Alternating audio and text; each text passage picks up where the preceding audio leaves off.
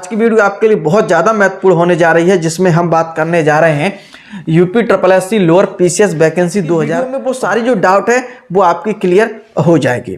तो सबसे पहले हम शुरुआत करते हैं कि उत्तर प्रदेश में लोअर PCS के कितने पद रिक्त हैं। तो जैसा कि पिछली वीडियो में मैंने बताया था, फिर एक बार मैं आपको बता रहा हूं कि उत्तर प्रदेश में लोअर PCS की जो पद हैं वो आपके 1000 से ज़्यादा पद आपके खाली हैं, यानी कि रिक्त हैं। अब बात ये आती है कि इतने पद जो रिक्त हैं, जो है भर्ती जो आएगी वो कितने पदों पर आएगी। उसके बाद बहुत सारे स्टूडेंट ये भी पूछते हैं कि सर नोटिफिकेशन इसका जो है कब तक देखने को मिलेगा।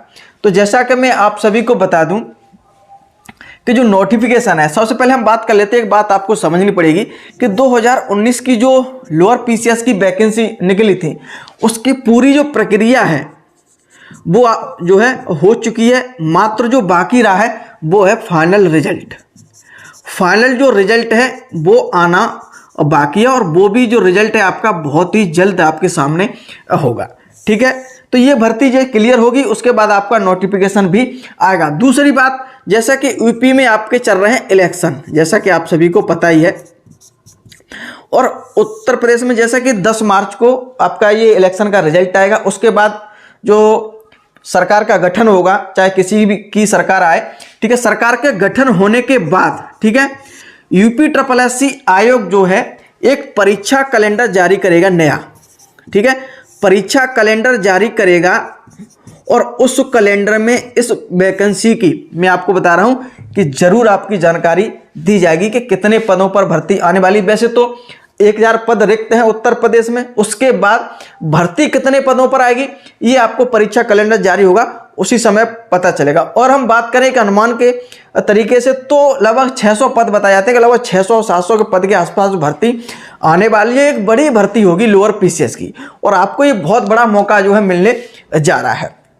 तो एक बार मैं पुनः बताता हूं कि जैसा कि 2019 का जो रिजल्ट है वो जल्दी आपके सामने आ जाएगा, और उत्तर प्रदेश जो सरकार जैसे ही गठन होगा 10 मार्च के बाद, उसके बाद एक परीक्षा जो कैलेंडर यूपी SSSC आयोग जरूर जारी करेगा, तो उसमें ये वैकेंसी आपको जरूर देखने को मिलेगी। अब ये बात आती है कि जैसे बहुत सारे स्टूडेंट इस बात को भी पूछते हैं, सर क्या वाकई में वैकेंसी आएगी या नहीं आएगी। जैसे कि यूपी SSSC का आप 3-4 साल से आप कार्य जो देखेंगे तो उस तरह का नहीं रहा जैसा कि स्टूडेंट सोच रहे थे। लेकिन मैं आपको बता दूं, आप परेशान न हो, वैकेंसी जरूर आपकी आएगी।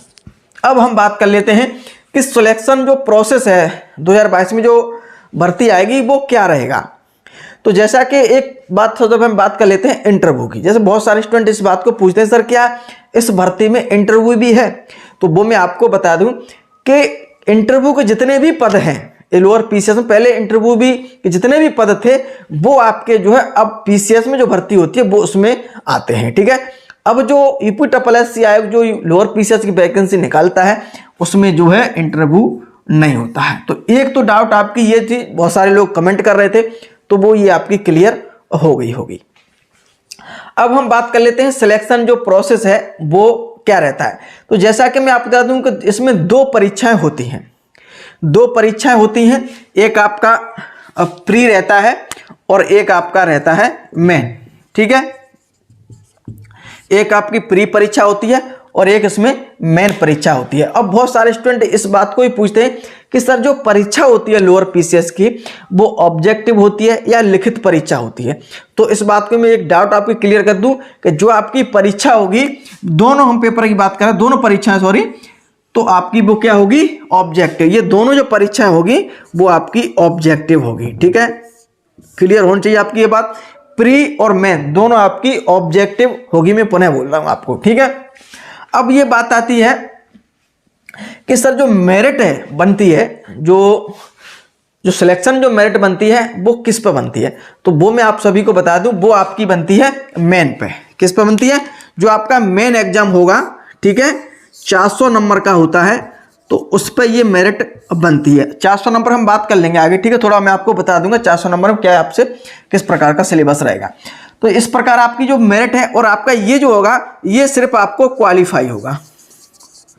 ठीक है, ये आपका जो है क्वालिफाई आपका रहता है, आपको सिर्फ पास करना होता है, और मेन में जब आप बैठेंगे इसकी जो मेरिट में आपका नंबर जुड़ेंगे, इससे आपका सिलेक्शन होगा। ठीक है, ये आपको सिर्फ पास करना होगा। अब हम बात कर लेते हैं, जैसे कि थोड़ा मैं आपको जल्दबाजी में बता देता हूं कि प्री का जो सिलेबस है वो क्या है। देखिए, इसमें आपसे 150 प्रश्न परीक्षा में पूछे जाएंगे। कितने प्रश्न पूछे जाएंगे? 150 प्रश्न पूछे जाएंगे। 300 अंक के होंगे, ठीक है। 1/4 की नेगेटिव मार्किंग होगी, ठीक है। थोड़ा मैं जल्दी बता देता हूं आपको। इसमें आपसे रीजनिंग पूछी जाएगी, ठीक है, और आपसे पूछा जाएगा जीके और मैथ प्लस साइंस, और आपसे पूछा जाएगा हिंदी, सामान्य हिंदी, ठीक है। इन सभी से प्रश्नों की संख्या अगर हम बात कर लें तो आपका रहेगा 25, 50 और आपका 50 और आपका 25, 100 प्रश्न आपके रहेंगे। और आपके 150 प्रश्न रहेंगे आपके, ठीक है। 150 प्रश्न रहेंगे और आपके 300 अंक के, ठीक है। यानी कि 300 अंक इसलिए हो रहे हैं जैसे कि ये 25 प्रश्न आपके 50 अंकों के हैं, इसी प्रकार ये 100 अंकों के हैं, ये 100 अंक के हैं, ये 50 अंक के हैं। मतलब एक प्रश्न आपका 2 अंक का है, ठीक है। और 1/4 की नेगेटिव मार्क है, उसमें 2 घंटे का आपका यहाँ पे समय दिया जाएगा, ठीक है। ये आपका प्री का है, इसे सिर्फ आपको पास करना हो।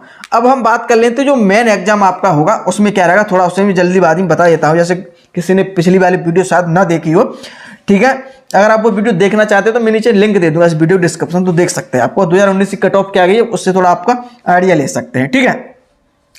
तो ये आपका 300 अंकों का प्रश्न है। और हमारा सेकंड जो आपकी दूसरी परीक्षा होगी, सीधे 2 जो परीक्षा होगी, ठीक है, जैसा बताया प्री, जो आपकी सेकंड परीक्षा होगी जो मेन, ठीक है, उसका सिलेबस क्या है।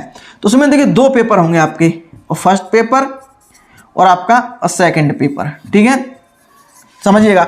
और फर्स्ट पेपर में आपसे जो पूछा जाएगा वो पूछा जाएगा आपसे, फर्स्ट पेपर की हम बात कर लें रीजनिंग, और आपसे पूछा जाएगा जीके। और प्रश्नों की संख्या हम बात करेंगे 25 और 75, 100 प्रश्न रहेंगे आपके, ठीक है। इसी प्रकार सेकंड पेपर में आपसे क्या, मैथ प्लस साइंस, और आपसे पूछा जाएगा हिंदी 75 और प्लस 25, ठीक है। तो 100 प्रश्न आपके रहेंगे 200 अंक के। इसी प्रकार ये 100 प्रश्न 200 अंक के। अगर हम बात करें समय की तो इसमें आपके 90 मिनट मिलेंगे दोनों पेपर में, 1/4 की नेगेटिव मार्किंग रहेगी। पूरी बात समझ गए होंगे। 200 का आपका एक पेपर होगा, 200 का एक पेपर होगा, और 400, इन दोनों को हम बात करेंगे 400 और 400 पर यहीं पे आपकी मेरिट बनेगी। और ये पेपर कैसा होगा, ऑब्जेक्टिव होगा, समझ गए, जैसे पहले में बोल चुका हूं। ये आपका परीक्षा का सिलेबस है, इंटरव्यू इसमें आपका नहीं होगा, ठीक है। ये तो होगा सिलेबस और पैटर्न, हम बात कर लेते हैं, ठीक है। अब बात ये आती है कि जो पेट है, जो यूपी ट्रिपल आयोग ने कुछ समय पहले पेट जो परीक्षा कराई है, प्राथमिक अर्हता परीक्षा, क्या इस परीक्षा में बैठना जरूरी है इस परीक्षा को देने के लिए, इसमें फॉर्म अप्लाई करने के लिए, आप ये भी कह सकते हैं। तो वो मैं आप सभी को बता दूं कि जो पेट है वो जो सी ग्रेड की जितनी भी नौकरियां हैं उसके लिए यूपी ट्रिपल आयोग ने जो ये कराया है। और उसके बाद जो है मेन परीक्षा जो भी होगी वो एक परीक्षा हुआ करेगी। और हो सकता है कि बहुत सारी ऐसा भी भर्ती हो सकती है कि वो ना परीक्षा करा कर डायरेक्ट, जैसा कि कोई टाइपिंग वगैरह जैसे जूनियर असिस्टेंट भर्ती, वो एक अलग विषय है। यहाँ हम बात कर रहे हैं लोअर पीसीएस की। तो देखिएगा, जहाँ तक संभावना है कि ये जो पैट लागू करने का उद्देश्य था यूपी ट्रिपल आयोग का, वो था भीड़ को कम करने के लिए। लोअर पीसीएस में इतनी भीड़ देखने को नहीं मिलती है, मैं आप सभी को बता दूं। तो जहाँ तक संभावना है कि ये पैट के बाहर भर्ती रहेगी, क्योंकि ये जो भर्ती है वो सी ग्रेड की नहीं है, ये थोड़ा लेवल इसका ऊपर है। और मैं आपको पता ही होगा कि जो लोअर पीसीएस में सभी अधिकारी लाइन की जो भर्ती आपको देखने को मिलती है, तो हो सकता है कि ये जो है आपकी पैट के बाहर हो। लेकिन मैं इस बात को 100% इसलिए नहीं कह सकता कि यूपी ट्रिपल आयोग है, हो सकता है कि हमेशा कुछ ना कुछ नया करता रहता है, तो कुछ परिवर्तन करते वो कह दे कि नहीं हम पैट के अधीन ही लेंगे, तो वो एक अलग, जहाँ तक संभावना है वो ये भर्ती आपकी वो पैट के बाहर ही रहेगी। अब हम बात कर लेते हैं कि जो एग्जाम होगा इस बार जो यूपी लोअर पीसीएस का, वो ऑनलाइन होगा और ऑफलाइन होगा। जैसे बहुत सारे स्टूडेंट ये इस बात को पूछ भी रहे थे, तो मैं आपको बता दूं ये आपका ऑफलाइन होगा। अभी तक ऑफलाइन ही हुआ है और आपका ये ऑफलाइन ही होगा, ठीक है, परेशान होने की कोई जरूरत नहीं है। अब ये बात आती है कि सर योग्यता क्या है। जैसा कि मैं योग्यता सिलेबस को लेकर के पुनः बोल रहा हूँ कि वीडियो बना चुका हूँ विस्तार पूर्वक, लेकिन पुनः फिर एक बार मैं आपको बता देता हूँ, ठीक है, कि जैसा कि इसमें आपसे लिया जाता है ग्रेजुएट, ठीक है, स्नातक, ध्यान रखिए स्नातक, आप स्नातक होने चाहिए और आपकी जो एज है वो आपकी होनी चाहिए 21 से 40। पुनः समझिएगा 21 से 40, और 40 के बाद भी जो कैटेगरी है रिजर्वेशन वाली, उसमें और इसमें जो बढ़ जाता है।